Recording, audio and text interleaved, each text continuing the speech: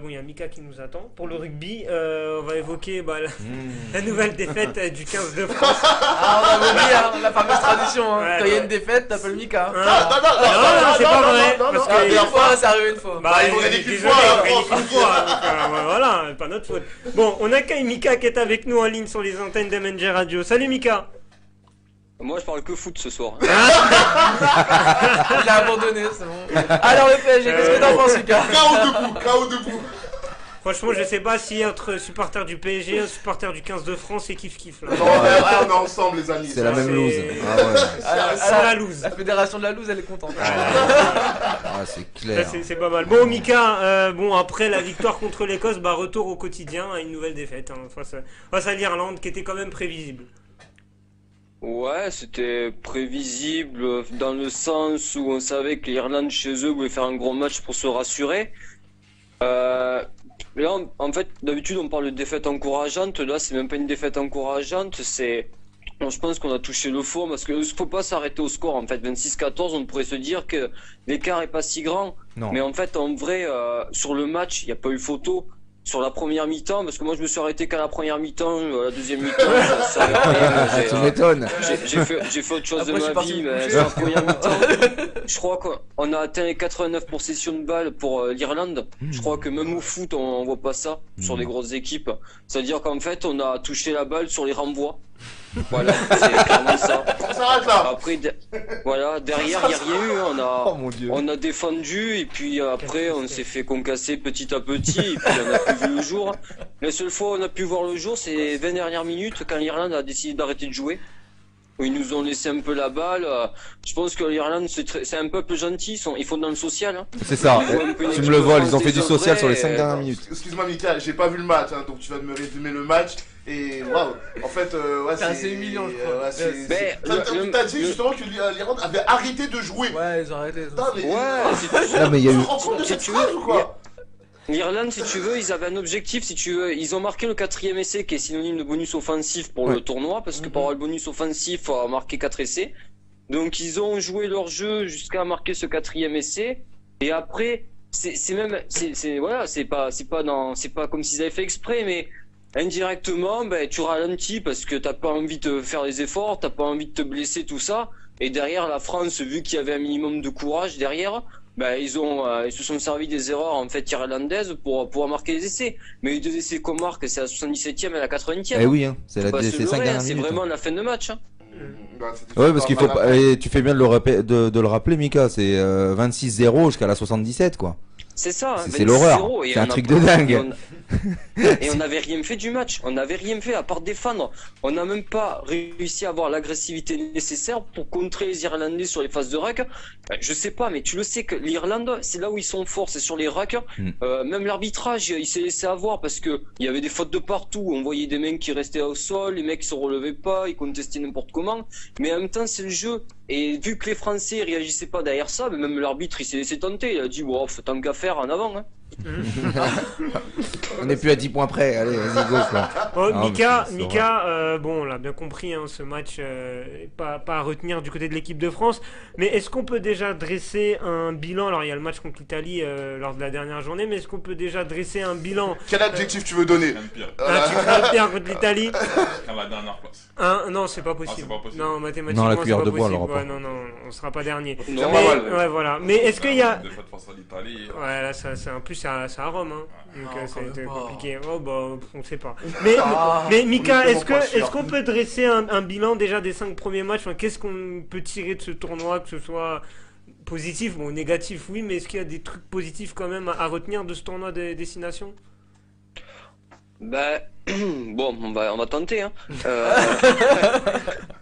Non, ce qu'il y a de positif, j'ai l'impression, c'est que pour avoir regardé, parce que je me suis pas arrêté qu'aux grands, hein, j'ai regardé les jeunes, Ouais. j'ai regardé, voilà, je me suis quand même arrêté aux jeunes aussi qui jouent les moins de 20 ans.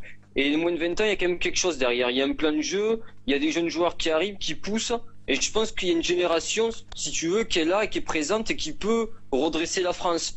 Mais le souci aujourd'hui, c'est pas les joueurs qu'on a, c'est le plan de jeu qu'on met en place et c'est la politique qu'on met autour de tout ça, si tu veux. Et le problème, c'est que tant que ça change pas là, tant que la fédération et la ligue se mettront pas d'accord pour avoir des vraies valeurs et retrouver une équipe de France et même un championnat serein, parce que le championnat avec qu'on a aujourd'hui, c'est une vitrine mondiale parce qu'on a beaucoup d'étrangers. Ouais. Et le problème, c'est que c'est ce qui crée aussi ce déficit en équipe de France.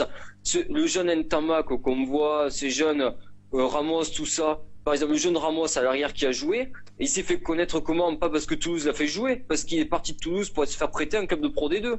Et il a fait une saison de pleine en Pro D2, et là, de suite, Toulouse s'est rappelé qu'ils avaient un jeune joueur. Et ainsi de suite. Le meilleur club formateur de France cette année, c'est Agen. Et Agen, il joue quoi? Les fonds de classement. Tout simplement. Aujourd'hui, la formation, elle n'est pas assez récompensée en matière générale. Et la politique qu'on met en place, elle se ressent sur l'équipe de France. Mais Donc, souci... c'est ce qui s'est passé un peu avec l'équipe d'Angleterre au foot. Hein. Eh oui. Ils ont un très gros championnat avec beaucoup d'étrangers, et l'équipe d'Angleterre au foot, elle a ramé un moment avant de revenir dans les standings. Nous, on est un peu dans ce cas-là, en fait, aujourd'hui en France. Ouais, Donc, en fait, la même mise est à la fédération. Bah, Pour savoir ce qu'ils veulent. moi, je pense que tu as tout à fait raison. Effectivement, il y a une lutte de pouvoir, déjà entre la Fédé et la Ligue. Enfin, au sein même de la Fédé. Et ouais, là, c'est le syndrome Première Ligue. Grosse vitrine, on est le plus gros championnat, hein, gros mondial. Et du coup, on le paye après en sélection nationale, puisque forcément, ça occulte nos jeunes, puisque nos jeunes, ils sont champions du monde, je crois, des moins de 20. Hein, ouais, ils sont champions du monde. Donc on a un vrai, on a de vraies ressources derrière. Mais est-ce que la question, c'est est-ce que Brunel est encore l'homme de la situation? T'as bien vu que Noves s'est fait virer pour moins que ça. Hein. C'est pour ça que je pose la question, parce que là, j'ai l'impression qu'il vit que sur son aura, quoi. Il vit que sur son aura et son historique. À quoi ça sert? La question, c'est pourquoi on a viré Noves, si c'est pour mettre quelqu'un qui a un bilan encore plus catastrophique.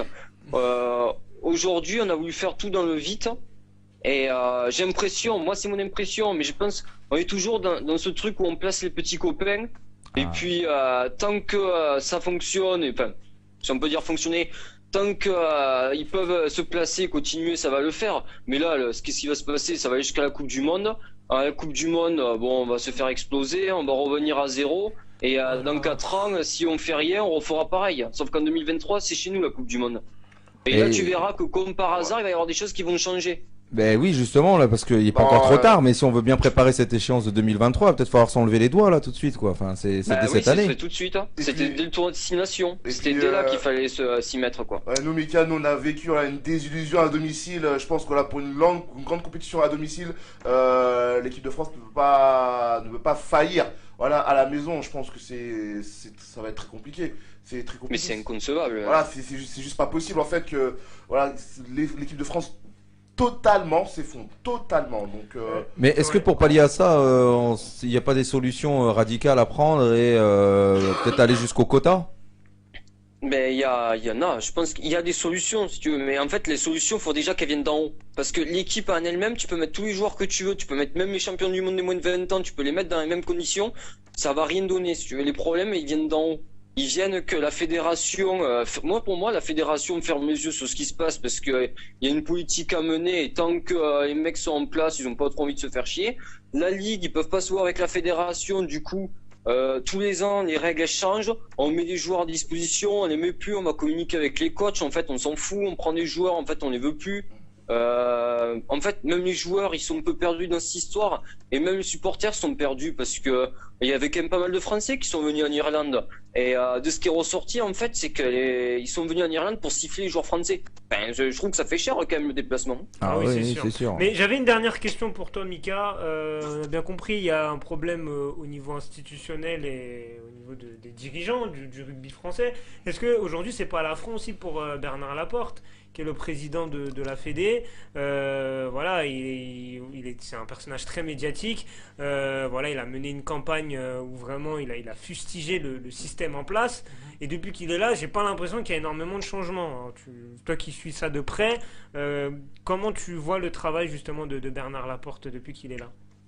Laporte, c'est un opportuniste. Tu le vois dans son plan de carrière. Il n'a pas été un très bon joueur. Il a arrêté sa carrière vite parce qu'il avait des soucis justement physiques au niveau des épaules. Mais il a été un très grand entraîneur, un grand manager. Et ensuite, il est devenu, je crois, ministre. Après, il est devenu président de la fédération. Chaque fois qu'il y a un poste à prendre, tu vois, il est là parce que Laporte, c'est quelqu'un qui est opportuniste, qui est très bon dans ce jeu-là. Mais aujourd'hui, le fait est que il a été un très bon manager parce qu'il sait fédérer un groupe, Mais aujourd'hui, la politique qu'il a mis en place, j'ai l'impression qu'en fait c'était juste un voile. C'était de grandes paroles, mais derrière il n'y a jamais eu d'acte. Vraiment, il n'y avait jamais eu de fondation posée autour de ça. La seule fondation qu'il a posée, c'était de virer Noves pour mettre Brunel. Ouais. C'est vraiment la grosse action qu'il a mis en place, quoi. Voilà, la décision du siècle, quoi. Mais bon. En tout Voilà. cas, là, on est parti avec, avec Brunel jusqu'à la Coupe du Monde. Il y a un dernier match contre l'Italie. Après, c'est quoi le calendrier de l'équipe de France, Mika, jusqu'à la Coupe du Monde? Je crois. Alors déjà, on va aller là-bas en Italie et je cache pas que je suis assez inquiet parce que j'ai vu l'Italie jouer, même s'ils se sont fait démonter face aux Anglais, il y avait quand même une base de jeu dans le jeu de mouvement qu'ils proposaient, tout ça, qui peuvent mettre en défaut notre équipe de France. Après, je crois qu'en amical, on va jouer l'Écosse en match amical. Et après, j'ai pas d'autres nouvelles. T'as dit quoi, Mika? J'ai pas entendu. On va jouer l'Écosse en match amical, Ouais. je crois. Ça va se jouer même dans le sud, là, du côté de Nice, un truc comme ça. D'accord. Il y Et aura la tournée estivale cet été? De quoi? Il y aura la tournée estivale cet été? En avril, Non, parce que la Coupe du Monde, elle est là, elle est au mois de juin, hein, donc. Je crois que c'est au mois de juin-juillet la Coupe du Monde, C'est pas en donc. septembre. C'est pas en septembre, Mika? Septembre. Je sais même plus, je pense pas qu'il y aura de tournée, je pense qu'il y aura les matchs amicaux parce qu'après tu sais ils ont une longue préparation, Ouais. Je me souviens sous l'ère de Ouais. Saint-André, ils ont passé 2 mois à faire du vélo donc non, donc, Je devrais jouer au rugby. ouais voilà, c'était Je devrais jouer au rugby, bah, alors, on dit quand on a des états comme ça, le vélo, Voilà. le vélo, quoi. non mais c'est simple, il suffit juste de regarder le championnat de l'hémisphère sud qui se passe en ce moment là, en Nouvelle-Zélande, Afrique du Sud et Australie, rien que dans les bases du jeu, on sait déjà qu'on va se faire démonter parce que Ouais. c'est magnifique le jeu qu'ils produisent là-bas. Hein.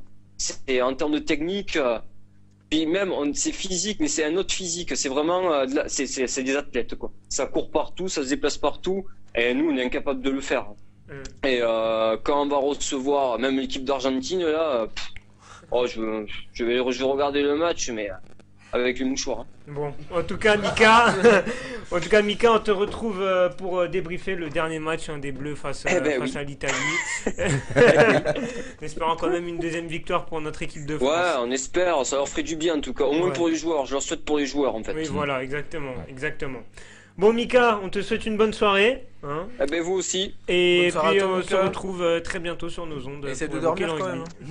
même. avec plaisir. Salut l'équipe. Allez, ciao Mika, Salut, ciao. Mika.